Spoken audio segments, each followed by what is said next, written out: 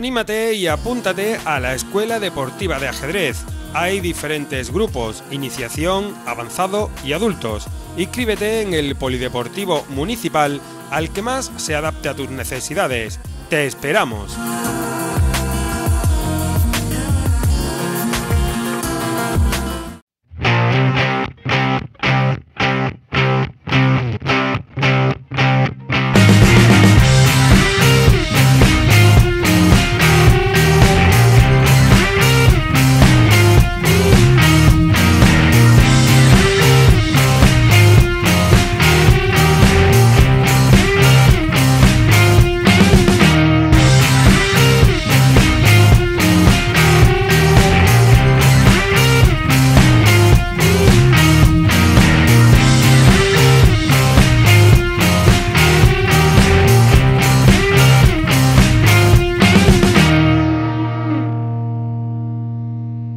Os damos la bienvenida a nuestro programa número 110 de Aprendiendo a Pensar, esta semana dedicada a jugadores desconocidos de ajedrez con partidas muy cortitas. La que vamos a ver hoy es, creo que la más corta que hemos visto en estos 110 programas. Duró tan solo 11 jugadas, así que os animo a que no os la perdáis, que os mantengáis un momento porque es una creación magnífica.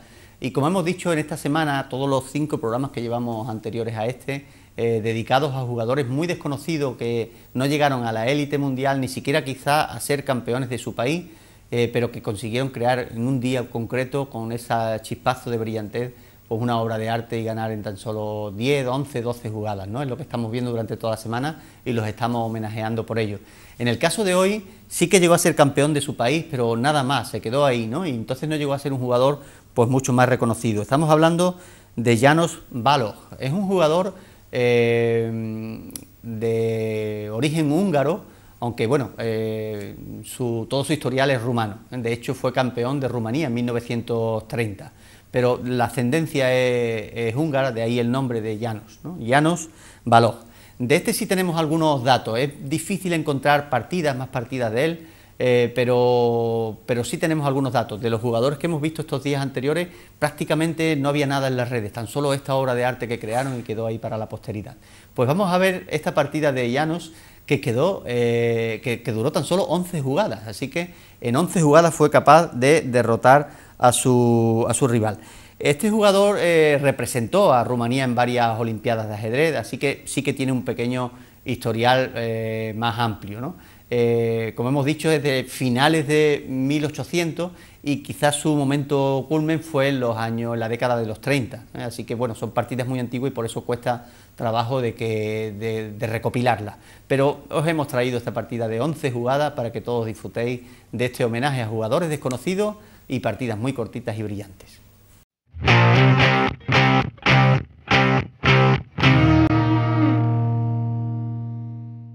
Bien, pues aquí tenemos a este jugador, como hemos dicho, János Balogh. En este caso el jugador conducía las piezas negras. Todas las que hemos visto en estos programas anteriores conducían las piezas blancas porque son las que más facilidad tienen para dar mate en pocas jugadas. Porque estamos viendo no miniatura. Miniatura en ajedrez es cuando una partida dura menos de 25 jugadas, pero estamos viendo partidas de tan solo 11, 12, 13 jugadas máximo durante toda esta semana, y os animo a que lo recopiléis y lo veáis por YouTube, porque son muy cortitas y van directo a caza del rey, ¿no? Pues en este caso todavía tiene más valor porque estas se dio mate en 11 jugadas y fueron las negras las que se la dieron a las blancas, es decir, empezando las blancas y teniendo más capacidad para tomar la iniciativa, pues las negras superaron todos esos obstáculos para poder dar mate en tan solo 11 movimientos. Me gusta llamar a esta partida el cazador cazado, porque realmente parece que son las blancas las que quieren cazar con una pequeña trampa a János Balogh, y al final fue al revés. Fue este jugador el que consiguió derrotar a las blancas. La partida se disputó en Budapest en 1948 y fue como sigue: E4, C5, jugó Balogh. Es la defensa siciliana, muy común, quizá reconocida por todos los mejores grandes maestros, que es la más popular o la más útil a la hora de plantear una defensa, En este caso la siciliana, pero puede derivar en muchas variantes diferentes. Las blancas jugaron B4. Aquí es donde yo digo el cazador cazado, porque si os fijáis, esto sí que es un movimiento poco común, quizás se ve mucho en partidas rápidas, en partidas de café, en partidas que no hay mucho en juego. Los grandes maestros pues no la hacen. Normalmente lo que se suele jugar en la siciliana es ocupar con el caballo el centro y el peón, de 4, y eliminar a este peón que molestaba y así adueñarse de todo el centro y a partir de aquí empezar a construir en función también de lo que jueguen las negras, ¿verdad? Pero es lo más común a la hora de enfrentarse a la siciliana. Sin embargo, esta línea, que es muy poco común, tiene algo de original, ¿no? Es como ofrezco un peón lateral, que no le voy a dar mucha importancia, incluso puedo sacar un alfil luego por ahí que va a tener una buena diagonal, aparto a este peón que molestaba para ocupar el centro, y así puedo ocupar el centro, sacar el alfil, y bueno, estoy jugando con un peón de menos, pero realmente este peón tampoco hace mucha función ahí. Algunos hasta vuelven a sacrificar otro, o más bien un cambio, con idea ya directamente de sacar el alfil y disputar ahí la diagonal al alfil negro.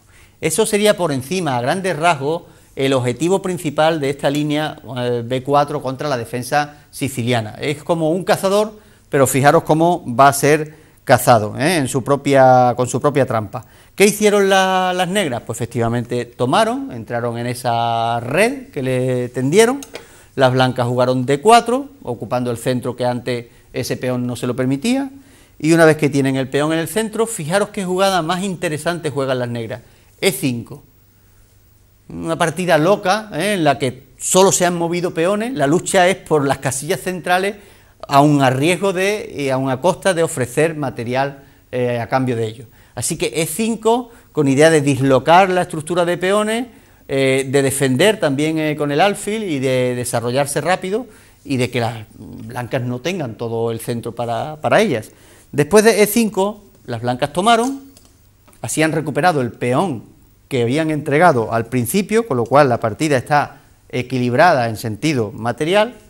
Caballo C6 se desarrolla y ahora sí que amenazamos con ganar un peón, pero las blancas desarrollan F3 y defienden. Parece mentira que esta partida vaya a durar tan solo 11 jugadas, Fijaros que llevamos ya 5 jugadas y las negras son las que tienen que dar mate a este rey. Algo tremendo parece que va a pasar para que eso ocurra, ¿verdad? Así que de momento, caballo F3, jugaron las blancas, y caballo G E7. Parece una jugada lenta, pero si os fijáis, este peón, aquí bien defendido, impedía que el caballo se desarrollase por su casilla más natural, y por H6 pues no es nada recomendable, porque no puede llegar a casillas buenas y se queda desplazado en una parte del tablero, incluso al ser tomado pues los peones quedan bastante débiles. Así que caballo E7, desde donde se puede dirigir, aquí vemos que no, pero se puede dirigir a G6 para ahora tomar este peón y conseguir ganar. Se parece mucho a la defensa, al gambito Budapest, se parece mucho al gambito Budapest, en la que se suele jugar esto, incluso dama E7, al final se recupera el peón y se ataca al rey, ¿no? Pero lo digo solo como un esbozo de aquellos que sí estamos un poquito más puestos en ajedrez y conocen estas defensas y estas aperturas por su nombre.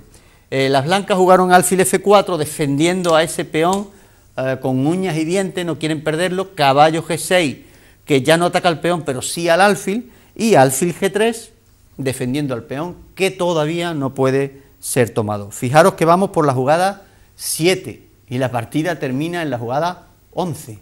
¿Qué pasará? Juegan las negras. ¿Qué jugaríais vosotros ya para empezar a plantear amenazas más concretas? Pues hay una que no sé si estáis viendo, pero como las blancas le están dando tanta importancia al juego de peones y han dejado varias piezas aquí desplazadas simplemente defendiendo a peones, y el rey no lo han enrocado, fijaros cómo dama A5 empieza a plantear que este peón pueda subir con jaque y siendo el peón bastante peligroso. Sabéis que este peón era el peón C, que se movió en la jugada 1 a C5, de C5 llegó a B4 por un sacrificio de las blancas, y por culpa de ese sacrificio, esa red que tendieron, el cazador ahora, por mover ese peón, puede ser cazado. Es por eso por lo que me gusta llamar a esta partida así. Dama A5 es una jugada interesantísima. No solamente ataca al peón, que esta hubiera sido una jugada más simple para atacar al peón y molestaría, ¿no? Desde aquí ataca al peón, que ya los dos caballos están apuntándolo, sino que además amenaza una descubierta. Así que dama A5, una jugada fuerte de ataque. Pero el cazador no estaba dispuesto a someterse, así que dama D5 también centraliza su dama, ofrece cambiarla y así conseguir que sus dos peones vuelvan a estar ligados y amenazantes, y no doblados, que son bastante más débiles. Así que dama D5, una jugada aparentemente interesante por parte de las blancas. ¿Qué es lo que no esperaban las blancas? Pues esta jugada magnífica de János Balogh, un jugador desconocido totalmente, no aparece nada por internet, al menos yo no he conseguido encontrarlo, os animo a que investiguéis un poquito, pero lo que lo hace grande es que ahora, en lugar de cambiar damas o irse con la dama o dejarla ahí y ofrecer un cambio, juega B3 jaque. Así que al dar jaque obliga a que las blancas tengan que concentrarse en esta amenaza y el peón queda libre para seguir haciendo de la suya. ¿A dónde irá? Yo creo que todos lo estáis viendo ya, ¿verdad? Pero no lo vamos a anticipar. Fijaros que era el peón de C, llegó a C5, de C5 a B4, ya va por B3. Es todo un héroe, ¿eh? Como en una de las partidas de estos días atrás que también vimos como uno de los peones llegó a B7 y contribuyó a dar el mate al rey negro, ¿no? Pues en este caso está pasando algo parecido. B3 jaque, las blancas tienen que tomar a la dama que le está dando jaque, lo que llamamos una descubierta, lo que habían hecho las negras, y después de eso el peón que hará, tomar en A2 no tendría sentido, tomar en C2 podría ser interesante para intentar atacar al caballo o intentar coronar, pero si el caballo se desarrolla, ya la torre lo cubriría todo, parece que no hay... Pero sí que es muy brillante B2. Fijaros qué estético, por eso mostramos esta partida tan cortita, donde ha llegado ya el peón. C5, B4, B3 y B2. Y amenaza con llegar a A1 y transformarse en una dama. Así que todo un héroe del tablero ese peón. De hecho no se puede evitar. Aunque las blancas desarrollaran el caballo, las negras tomarían la torre. Así que lo que jugaron fue dama C3, prácticamente única, para que cuando las negras tomen, las blancas puedan capturar a esa dama. ¿Qué hicieron las negras? ¿Pensáis que tomaron y se conformaron con ganar una torre? Ni muchísimo menos. Jugada brutal de ataque. Alfil, B4, apoyándose en el caballo, una enfilada, y la dama no puede permanecer aquí por culpa del rey estar en el centro. Le habían dado atención a cosas que no la tenían, dejaron al rey en el centro y fijaros ahora cómo se encuentran. Así que después de alfil por B4, prácticamente única es tomar, dama por B4, y después de caballo por B4, no hay ninguna jugada blanca que salve a la torre, con lo cual en la siguiente se va a capturar, o podremos incluso seguir atacando al rey, así que las blancas prefirieron no prolongar su agonía y abandonaron la maravillosa partida de tan solo 11 jugadas de este jugador desconocido de origen húngaro, rumano, pero que era capaz de crear obras de arte como esta.